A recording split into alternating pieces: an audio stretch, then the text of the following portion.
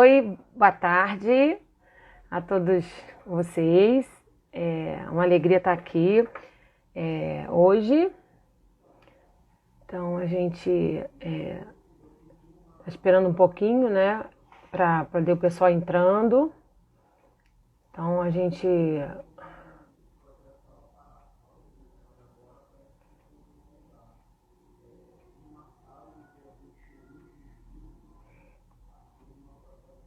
ela, tudo bem?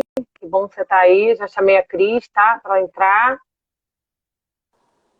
Cris. Oi, amiga, tudo bem? Oi, tudo Então, bem? pronto. Então a gente agora está aguardando, a Gisela já está. A gente fica aqui aquecendo os motores. Enquanto a gente está aguardando, vou dar boas-vindas a todos. Né? O CTD é um centro de treinamento de Deodoro, que ele é um projeto que utiliza o esporte como ferramenta de combate à vulnerabilidade social na área da 8ª KSDH. Então, nós estamos lá. Nesse momento, como todas as instituições, a gente está com as atividades de atendimento direto suspensas, e nós estamos fazendo atividades online através das aulas. Então, nossos professores, todo dia, entram para dar aulas para os alunos, para os beneficiários do projeto, via plataforma digital. Então, em junho, a gente iniciou esse momento e a gente continua. Mas a gente permaneceu com a live, com essa forma da gente se comunicar também com outras pessoas para falar um pouco do projeto. O Centro de Treinamento de Deodoro é um projeto que recebe benefício da isenção fiscal pela Secretaria de Esportes da União, e nesse momento a gente tem a capacidade para atender 320 jovens, né, adolescentes e crianças, e nas modalidades de atletismo, futebol e judô. Então nós queremos com alegria hoje estar mais uma vez aqui, e a gente vai então aguardando, né, as pessoas. A gente tem a nossa pedagoga Vanessa, que está sempre dividindo, né, conosco essa parceria de trabalho. Hoje sou eu, semana que vem com certeza ela, e a gente assim vai se dividindo. Então, a nossa convidada está aqui, ela já vai se apresentar, mas é uma honra receber, né, Cristiana Tafuri Duarte aqui para partilhar um pouquinho com a gente do seu trabalho.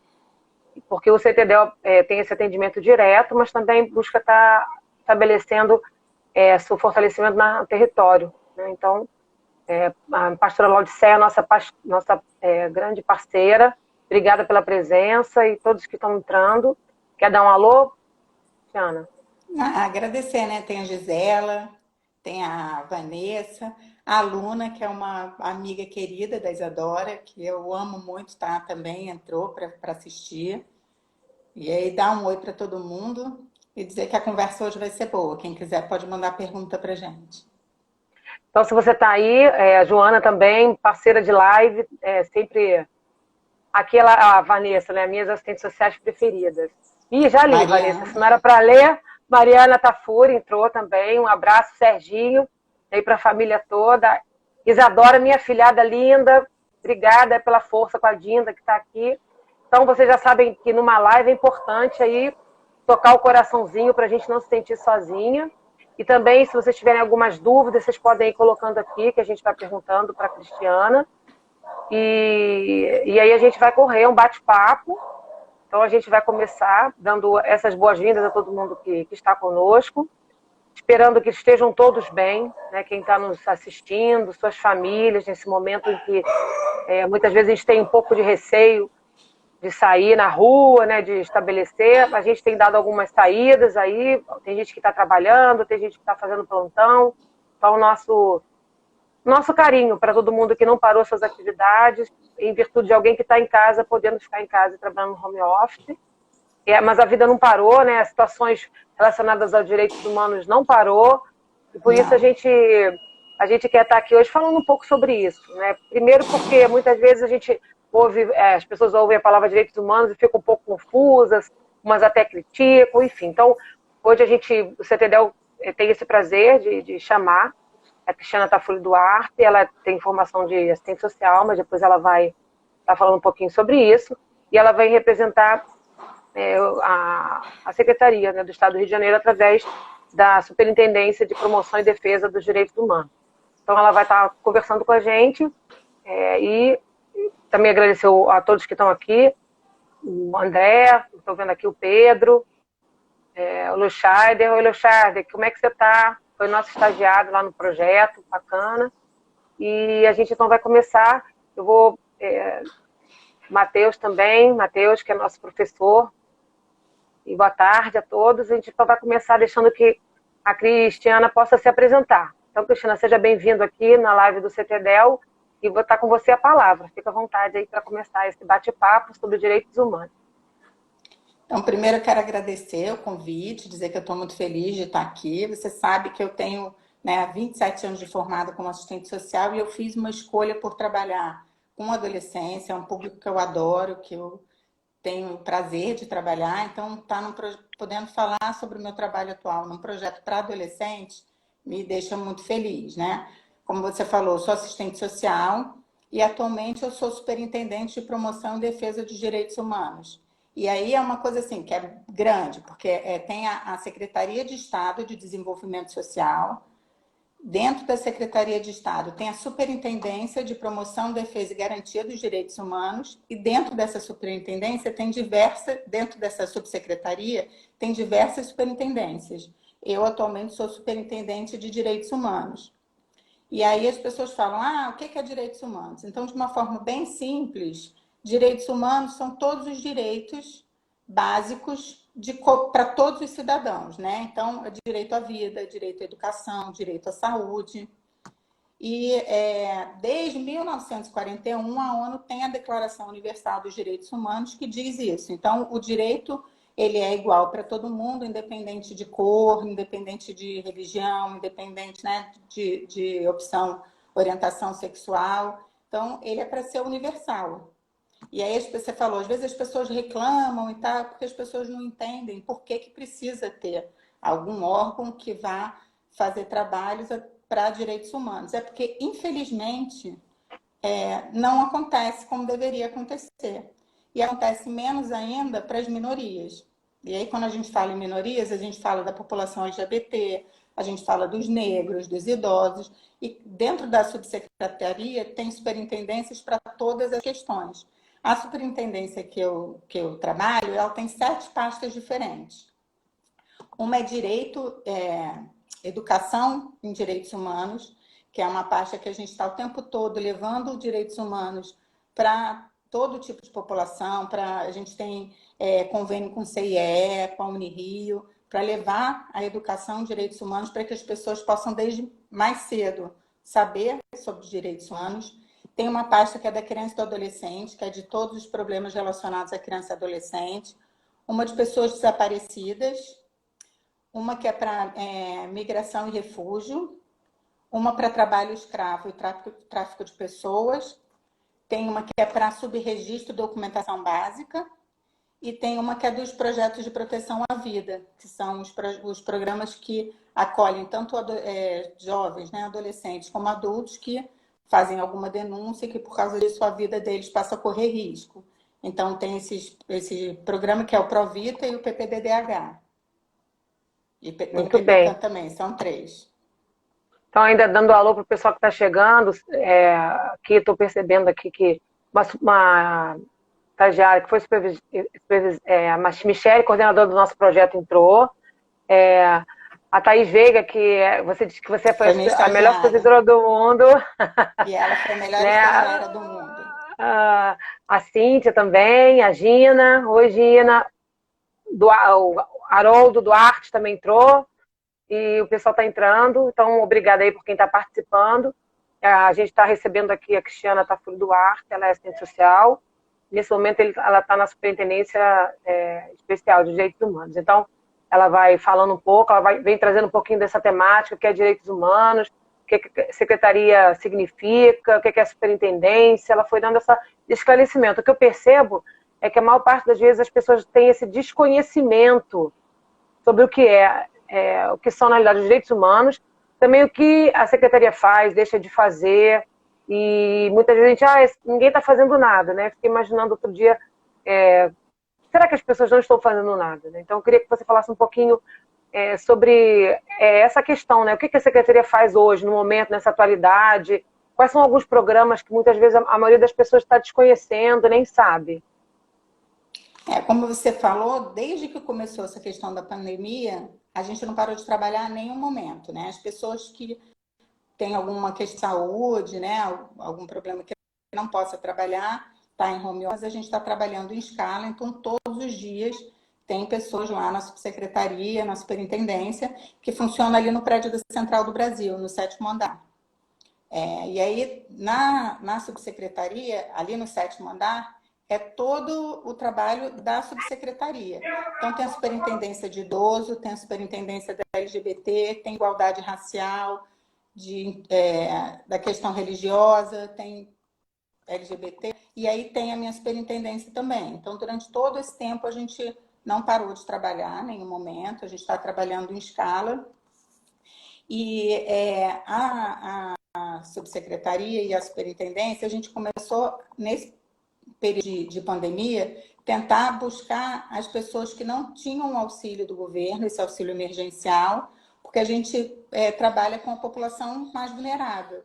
Então, assim, coisas que a gente só pensa quando a gente está lá trabalhando, assim, as pessoas que são profissionais do sexo, né, que trabalham ali na Vila Mimosa, ou que trabalham em outros locais. Eles pararam de trabalhar, não tinham mais como se manter. Então, a gente teve uma atuação de cestas básicas para a população LGBT também. A questão que eu falei que a gente tem a coordenadoria de desaparecidos, né? As mães dos desaparecidos muitas vezes perdem o emprego porque a vida passa a ser buscar o filho, a filha, né? A pessoa que desapareceu. Então, essas pessoas também estavam passando por uma situação difícil. Os refugiados, migrantes, né? Quilombolas, tem a questão indígena também. Então, a gente teve distribuição tanto de cesta básica como de material de higiene e limpeza para essas pessoas. Muito interessante. A sua antiga estagiária, né? Ela perguntou qual é a maior demanda e a maior dificuldade da secretaria nessa atual conjuntura vivenciada por conta do coronavírus. A maior dificuldade é que assim, a secretaria não atende diretamente. A gente recebe as coisas e encaminha para os órgãos que são os que têm atuação para resolver as questões. E nessa questão da pandemia tem muita coisa parada. Então, o tempo todo a gente está tentando trabalhar para que isso volte a funcionar. Como, por exemplo, a coordenadoria de documentação básica está tendo reunião remota direto para conseguir que o Detran abra para fazer documentação de algumas questões que são emergenciais, para que a pessoa possa receber o benefício, para que a pessoa possa, às vezes, até enterrar um parente que morreu de Covid. Então, assim, tem toda essa ação. A gente tem recebido muitas denúncias na questão dos presídios. A superintendência, eu, como superintendente, faço parte de um comitê, que é o Comitê Estadual de Combate e Prevenção à Tortura. E ele tem um trabalho muito grande nessa questão das pessoas privadas de liberdade, tanto socioeducativo quanto de adultos. E a gente tem recebido muitas denúncias, então a gente o tempo todo tem que acionar esse monitoramento que faz esse trabalho de visita para saber como é que estão as coisas. E as visitas dos familiares foram só porque o Detran faz a carteirinha para visita. O Detran está fechado, então a pessoa não consegue fazer a carteirinha. E quem tem a carteirinha, a visita está suspensa. Então a família fica muito tempo sem ter notícia da pessoa que está privada de liberdade e vão acontecendo uma série de situações. Às vezes as pessoas adoecem, às vezes de Covid, às vezes não, e aí o tratamento fica dificultado. Então, nesse momento, está sendo a dificuldade da gente conseguir, junto com os parceiros que a gente tem, conseguir que o trabalho não pare, porque a gente não faz nada sozinho, a gente depende de um monte de outras pessoas e que também estão nessa situação difícil de trabalho, trabalhando também de casa, trabalhando sem estar podendo funcionar da forma ideal. Então, essa tem sido a maior dificuldade. E deixa eu entender uma coisa, então, até o pessoal que está aqui com a gente. Você não recebe, você não realiza atendimento direto, você recebe a demanda e encaminha para as secretarias, para os locais de referência, é isso? Como é que funciona? A superintendência não tem o dever de atender diretamente. A gente está ali para criar, né, possibilidades de intervir em todas essas situações, mas a porta de entrada nunca é com a gente. Muitas vezes as pessoas vão até nós, como eu falei, a gente está na Central do Brasil, e a minha superintendência é o que tem o nome de direitos humanos, né? Quando é superintendência do idoso, a pessoa fala, ah, é um idoso, vai nessa superintendência. Ah, a superintendência da pessoa com deficiência, tem a outra superintendência. A minha, como tem esse nome de superintendência de direitos humanos, a gente recebe qualquer coisa. Então, qualquer pessoa que está ali na Central do Brasil e que encontra com um agente do centro presente, ou de qualquer, né, a pessoas que estão ali e falam, ah, estou com uma dificuldade de entrar no trem porque eu não estou com dinheiro, eu estou com uma dificuldade. As pessoas falam, vai no direitos humanos, vai no direitos humanos. Então, a gente acaba recebendo, só que a gente recebe, sempre tem uma escuta, porque eu acho que isso é uma das coisas primordiais, né, e isso é um direito da pessoa, né, ela ser ouvida, ela dizer o que ela precisa, o que ela, né, naquele momento está afligindo ela. Então, a gente sempre escuta, mas a gente faz o encaminhamento para que ela possa ser atendida onde é o local correto. E aí, ali, a gente tem mais um trabalho de criar políticas para essas questões que a gente tem dentro da superintendência. Como é que você cria políticas? Fala aí com o pessoal. Políticas públicas, né? Como é que é isso? Quer dizer, qual é o grande desafio, né, nesse sentido, que são políticas públicas, acho que seria legal para quem está nos assistindo, né? E como é que você, né, como superintendente, caminha essas situações? A gente está ali para criar possibilidades de atingir esse público que a gente tem como objeto do nosso trabalho. Por isso que a gente faz parte de diversos conselhos e comitês de criança e adolescente,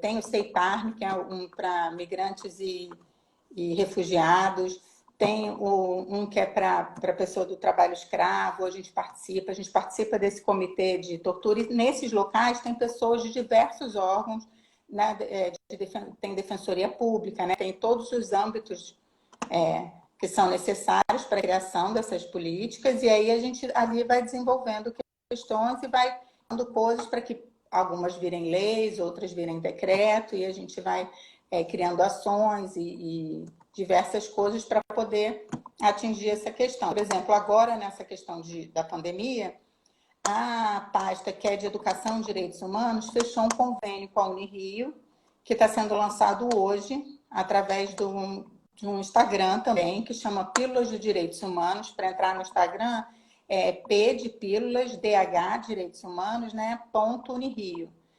A gente fez essa parceria para que, nesses tempos de pandemia, a gente possa falar sobre direitos humanos e deixar informações para que as pessoas tenham acesso de uma forma mais fácil. Isso é uma forma da gente estar, mesmo, né, sem poder estar fazendo tudo que a gente quer, estar levando o conhecimento das pessoas, porque a gente fala um pouco sobre todos os temas dos direitos humanos e deixa no final dos vídeos onde a pessoa pode procurar, quais são os canais que no tempo de pandemia estão atendendo. Então, tem um canal específico da Defensoria Pública, um canal específico para quem está com a questão do auxílio emergencial.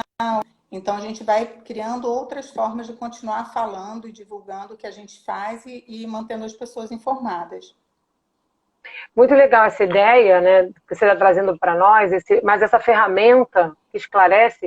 Eu estava conversando com um rapaz, ele é advogado, e ele estava me dizendo que o grande projeto dele, né, um projeto aí de vida, é criar um aplicativo onde as pessoas possam entrar para saber, no mínimo, alguns direitos, alguns deveres, enquanto cidadãos, porque ele, como advogado, ele percebe que grande parte das pessoas desconhece, não sabe dos seus direitos, dos seus deveres. Então, ele queria criar esse aplicativo, vamos dizer assim, né? E aí é muito legal quando a gente vê que tem aplicativos que já são concretos, né? Como você está dizendo hoje, esse aplicativo em parceria, e que muita gente vai desconhecer, né? E como é que vocês estão divulgando? Você sabe como é que está sendo divulgado? É na rede de parceiros? Como é que é? Sim, é na rede de parceiros, né? Uma grande parte da minha equipe, que é uma equipe maravilhosa, assim, só com profissionais muito bons, participa desses vídeos, e também pessoas da universidade, pessoas, né, da área do direito.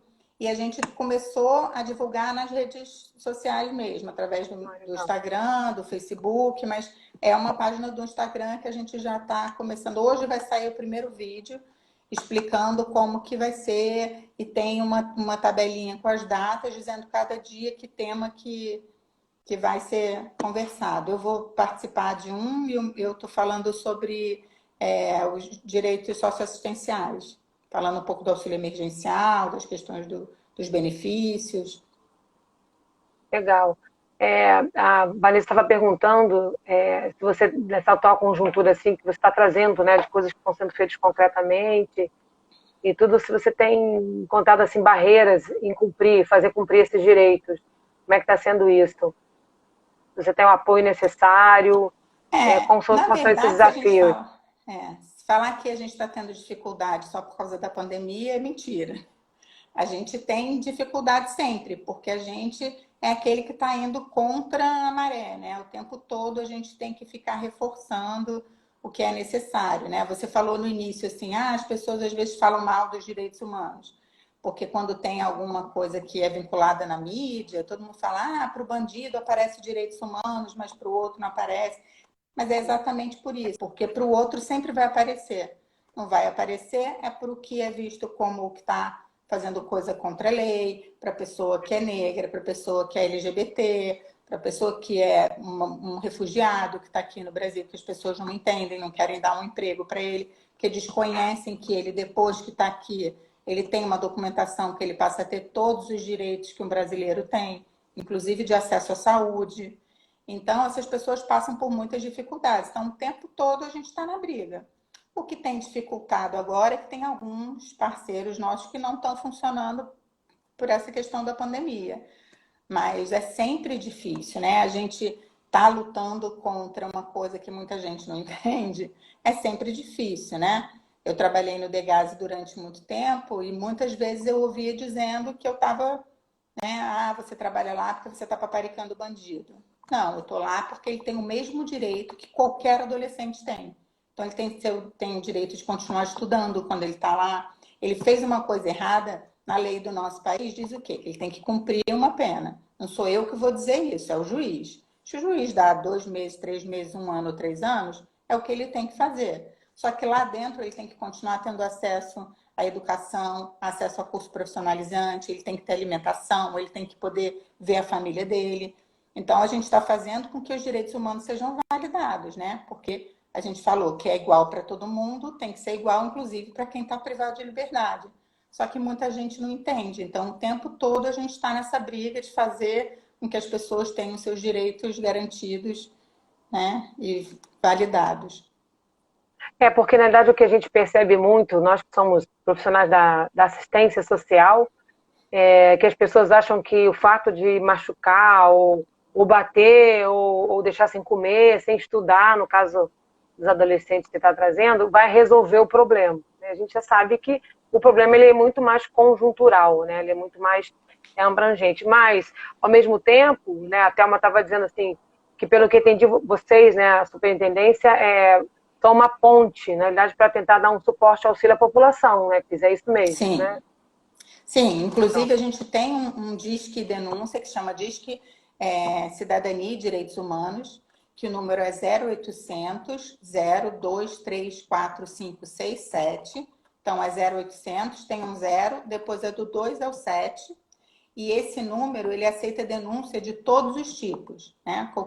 Se você está se sentindo violado num direito seu, ou se você percebe que uma outra pessoa está tendo seu direito violado, você pode ligar para esse número e fazer. Ele trabalha 7 dias na semana, 24 horas. Então, até há pouco tempo não era assim, né? Agora ele está trabalhando 24 horas. Nesse período da pandemia, aumentaram muito as denúncias, inclusive a gente tem visto, né, na televisão. Eu ia te perguntar isso, como é que estão esses casos nesse tempo? Infelizmente, violência contra a mulher aumentou, muitas vezes violência contra a criança. Então, é feita essa denúncia, né, é aberto um chamado.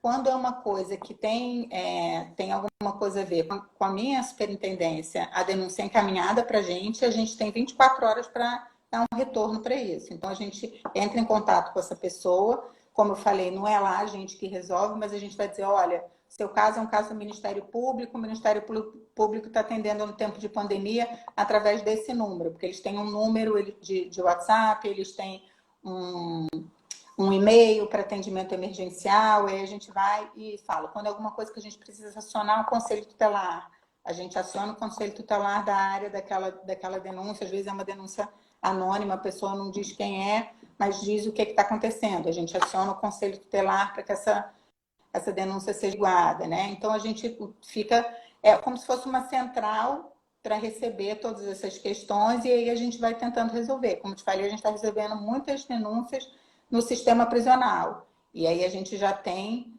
junto com o conselho que eu já falei, né, que é o Conselho Estadual de Prevenção e Combate à Tortura, a gente já tem com eles um mecanismo de encaminhar direto essas denúncias para que elas sejam averiguadas e sejam vistas e tenham uma solução. Entendi.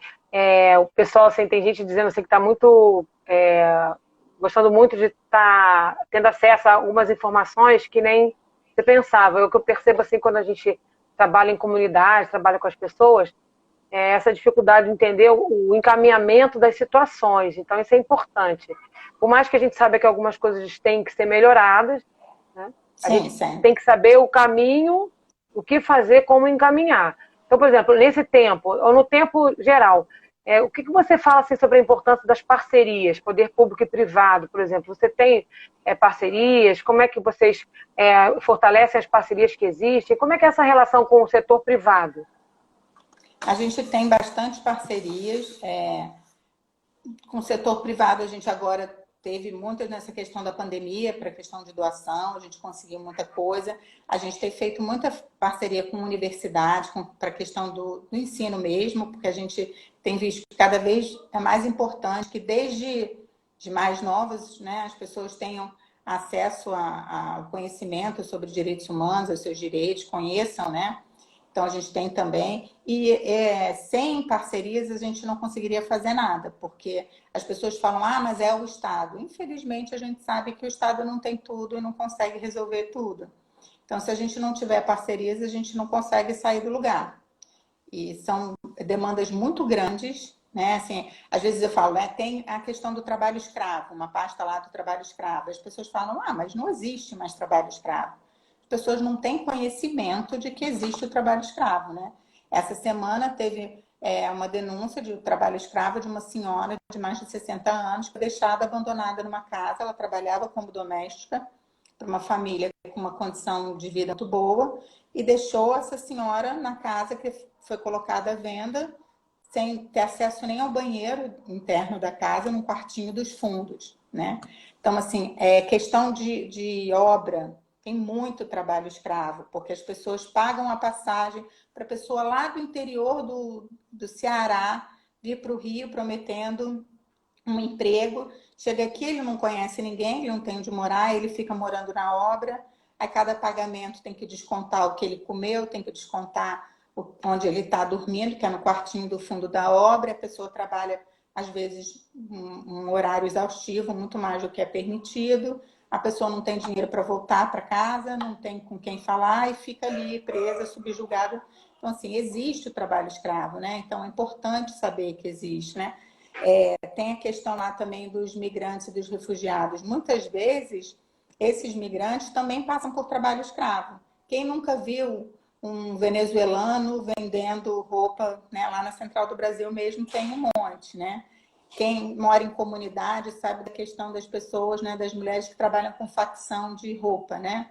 Então, assim, viram noites fechando roupas de lojas que cobram uma Caríssimas, né? fortuna por uma peça, e elas ganham 10 centavos para fechar um vestido, para colocar botão numa calça jeans que vai ser vendida por R$ 500, né? E às vezes para conseguir um valor no final do mês que seja, né, pelo menos suficiente para a alimentação daquela família, ela tem que virar a noite trabalhando. Isso é trabalho escravo.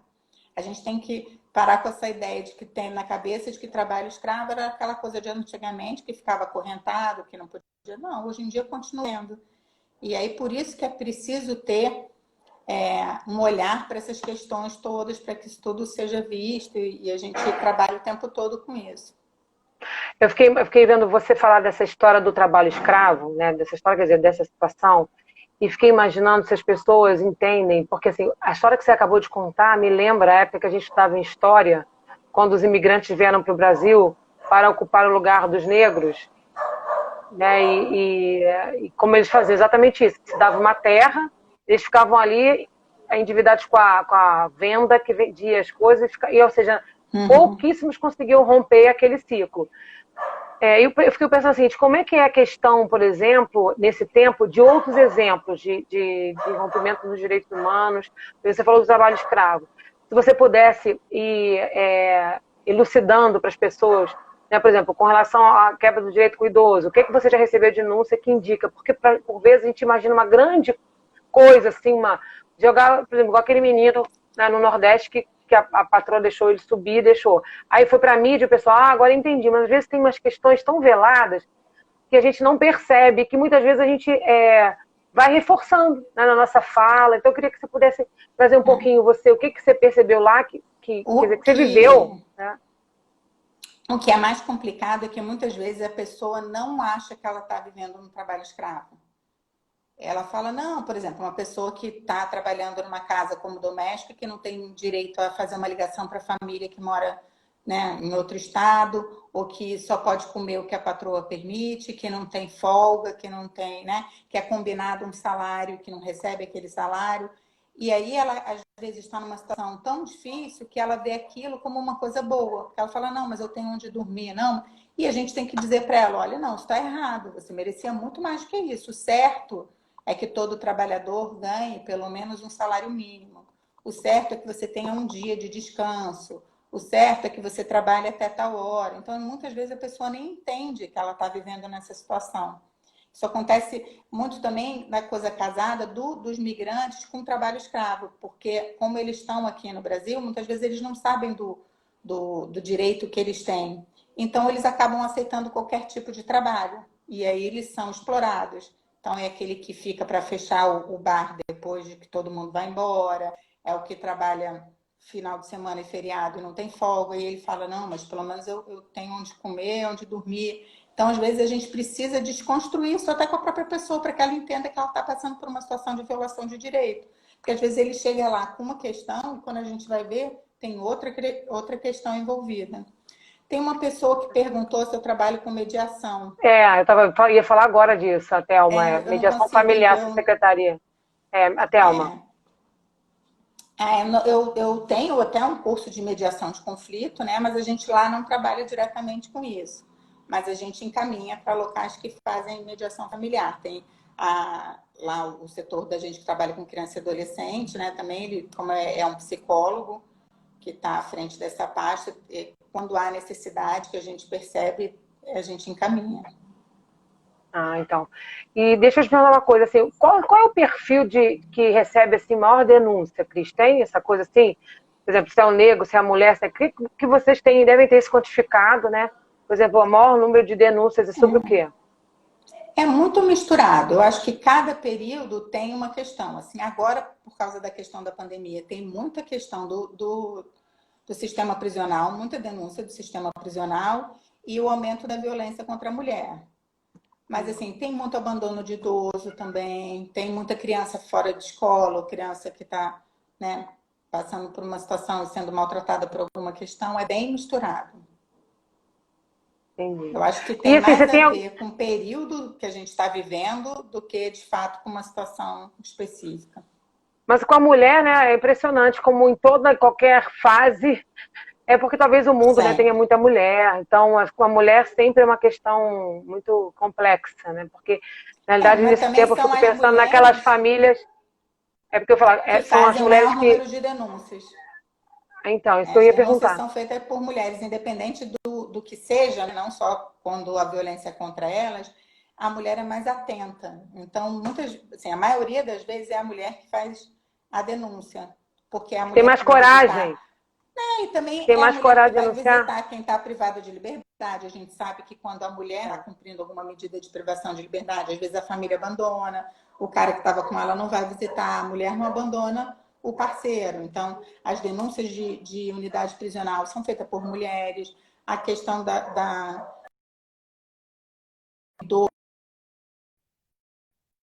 tenta e acaba sendo quem mais denuncia. E você, assim, tem algumas histórias, assim, inusitadas, engraçadas? Antes de você falar isso, eu queria te pedir para você, teve gente que entrou agora e tal, para você reforçar o número do Disque Denúncia. Repetir de novo o número e como funciona. O pessoal que entrou, por favor. É Disque Cidadania e Direitos Humanos. É 0800 0234567. Então, é 0800, tem mais um zero e depois do 2 é o 7. Funciona Disque 7 dias Denúncia, na... Não, chama direito... Direitos Humanos e Ah, Cidadania. tá, isso. Que a gente vai colocar aqui também no nosso Instagram. Aí funciona de segunda a domingo, não é isso? Você ia falar? Todos os dias, 24 24 horas. horas. Sim, tem sempre alguém lá para atender a ligação e fazer o registro da denúncia. Aqui a Gisela perguntou como nós que não trabalhamos diretamente com a garantia de direitos humanos podemos contribuir com o trabalho da superintendência.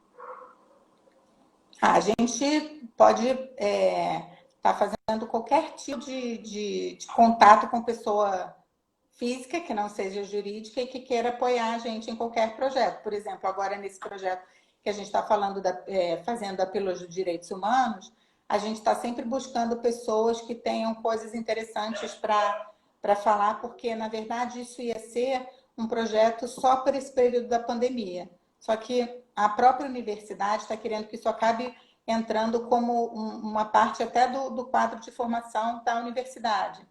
Então, a gente precisa de pessoas que possam estar contribuindo, falando sobre algum tipo de trabalho nos vídeos. A gente pode, nesse momento que a gente tem campanhas e outras coisas, divulgar o nosso trabalho e apoiar a gente. Tem diversas maneiras. Tá, depois, no finalzinho, a Cris vai dizer de novo o endereço, se alguém quiser visitar, conhecer um pouquinho, conversar com ela está à disposição. E depois ela vai dizer os dias que estão funcionando, né? Que estão funcionando a superintendência, se tem está com algum horário extra ou se está mantendo o horário normal. Depois, no final, você fala sobre isso. Tá. E aí, agora eu queria que você fosse contando algumas histórias. A gente estava conversando antes da live e ela estava me dizendo que ela é uma pessoa que gosta muito da história de vida das pessoas, de conhecer pessoas. Então, eu queria pedir que ela pudesse contar algumas histórias, né, de forma ética, que ela sabe, mas que pudesse ilustrar um pouco desse trabalho do público, enfim. A gente trabalha com situações bem difíceis, né? Mas a gente tem que achar a graça das coisas, porque assim, lá 27 anos atrás, quando eu resolvi ser assistente social, é porque eu queria trabalhar com gente. E aí, trabalhar com gente tem de tudo um pouco. E lá, apesar da gente, às vezes, ter casos muito pesados, a gente, às vezes, se surpreende com as coisas que acontecem. Infelizmente, a gente recebe, como eu falei, que lá é um lugar onde qualquer pessoa pode entrar, né? Para você entrar no prédio, o prédio é o prédio da segurança pública, a gente fica no mesmo prédio que funciona a SEAP, então todo mundo para entrar lá precisa se identificar, precisa ter um documento de identificação e pode subir. Vai dizer, eu vou no direito, a pessoa vai subir. Então, a gente recebe todo tipo de pessoa, e, infelizmente, muitas pessoas com questões psiquiátricas, né? Então, tem um caso que ficou famoso lá, porque eu estava atendendo uma pessoa que chegou lá fazendo uma denúncia, dizendo que estavam atrás dele, que todo mundo era um complô, todo mundo queria matar ele, não sei o que. Estava eu e o Márcio, que é um assessor que trabalha lá comigo, nós dois numa sala atendendo essa pessoa, e ela falando um monte de coisa, tirando um monte de papel da bolsa. Chegou uma hora que ele falou assim, muita gente da minha família já morreu e todo mundo morre, você acha que eu não tenho medo? Eu morro de medo, por isso que eu não saio de casa sem isso. E levantou a blusa. Eu tinha assim, que ele estava com uma arma, o Márcio que estava comigo, eu só vi ele murchando assim na cadeira, a gente ficou sem saber o que fazer, esperando o que vinha, porque eu falei, ou é uma arma ou é uma faca, porque ele falou, eu não saio de casa sem isso, porque estão matando a minha família. E quando ele levantou, a roupa era um crucifixo que estava dentro da roupa dele. A gente respirou aliviado, falou que bom que o senhor está se sentindo protegido e tal. E teve também recentemente um caso de uma venezuelana, que a gente seria para a gente atender, porque está no caso de imigrante, né, da pasta de imigrante. E ela acabou que a gente descobriu que, além dela ser migrante, tinha a questão também do trabalho escravo.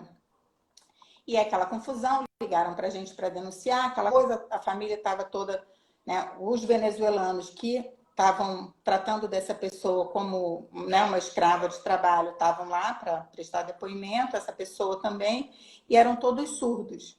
Aquela hora, aquela confusão, eu fiz curso de Libras, e aí a pessoa que é da pasta de trabalho escravo, que é a Ludmila, falou, você vai comigo para a delegacia? Aí a gente foi para aquela delegacia ali no Leblon, que é a delegacia de turista, né?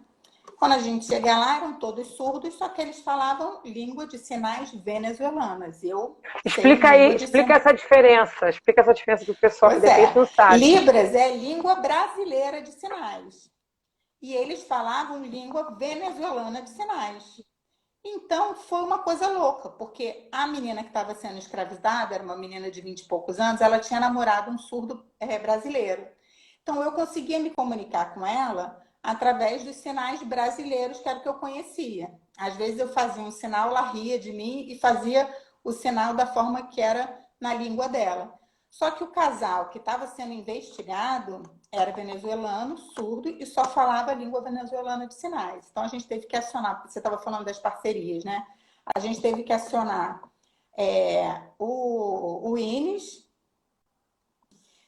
para vir uma pessoa surda que falava a língua de sinais venezuelanos, com uma professora que falava a língua brasileira de sinais, para ela traduzir. Misericórdia. Então, a pessoa surda venezuelana falava a língua venezuelana para a pessoa brasileira que entendia a língua venezuelana, a pessoa venezuelana traduzia para Libras, e a pessoa que era ouvinte, que falava para o delegado para poder fazer a denúncia. Então, a gente chegou lá 9 horas da manhã e saiu de lá já de noite com essa pessoa que estava sendo escravizada, foi levada para um abrigo e tal, e o casal acabou permanecendo lá para poder terminar de fazer a denúncia e tal, fazer todo o processo da polícia. Mas, assim, são coisas que, né, quem que acredita numa coisa dessa? E aí essa história também é outra que virou lá, todo mundo fala, Tiana, vai falar com a surda agora. Virou lenda. Virou uma lenda. Virou lenda, porque era uma loucura, porque no Brasil a água é assim, e lá para eles a água é assim, só que assim aqui é para você se embebedar. Aí a gente estava lá há muito tempo, olhei para ela e falei, você quer água? Aí ela fazia assim para mim, não, assim, eu não, assim não. Já beber álcool, né? Porque aqui assim é beber álcool. Ela ria e falava que era igual, falava igual. Água. Eu ia lá buscar água para ela, porque ela não podia sair. E então, e assim, os policiais ficavam muito irritados, porque assim, teve um policial que falou assim, o policial entrou, aí ela olhou para mim sério e fez assim. Aí ele falou assim para mim, ela tá me xingando? Aí eu falei, não, senhor. Aí ela olhava para ele e fazia. Aí ele falou, moça, ela tá me xingando. Eu falei, não, ela não tá xingando, não, senhor. Ele falava, moça, eu tenho. E ela ficava. Eu falava, calma, calma, né? Ficar.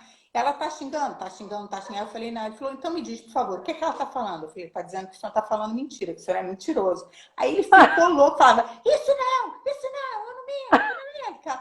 Porque ele tinha dito que ela tinha feito, ela tinha entendido que ele estava também lá enrolado na história, então ela estava dizendo que ele era mentiroso, que era para eu não acreditar nele. E ele, muito danado da vida, ficou gritando com ela. E quase que eu falava, moço, não precisa gritar, né? Ela não está escutando.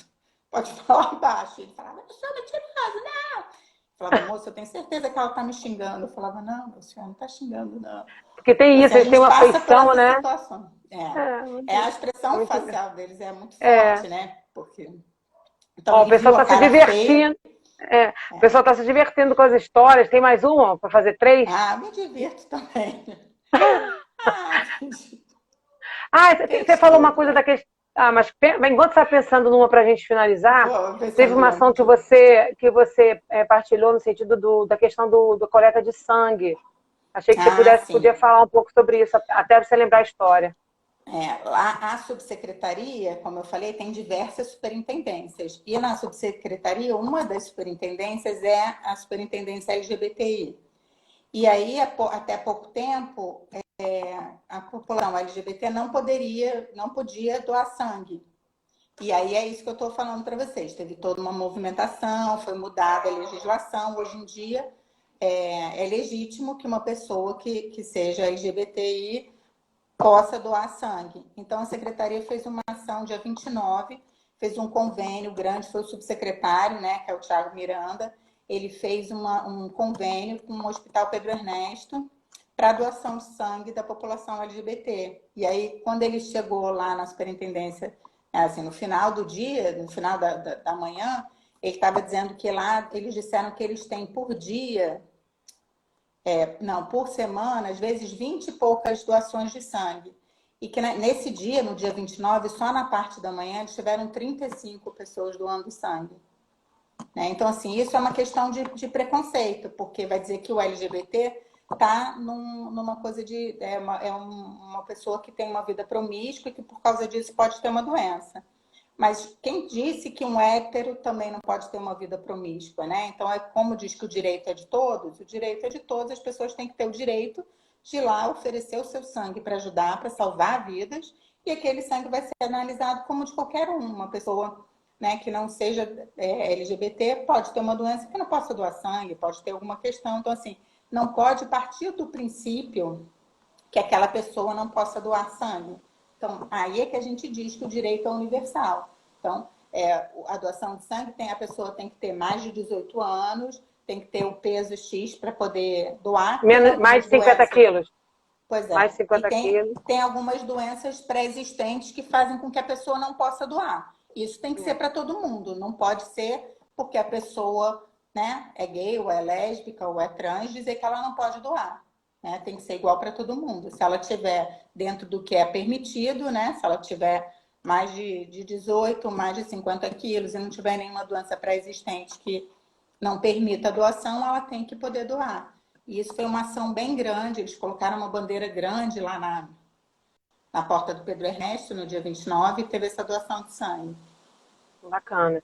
Então, já lembrou outra história? A gente está com 46 minutos, né, de live.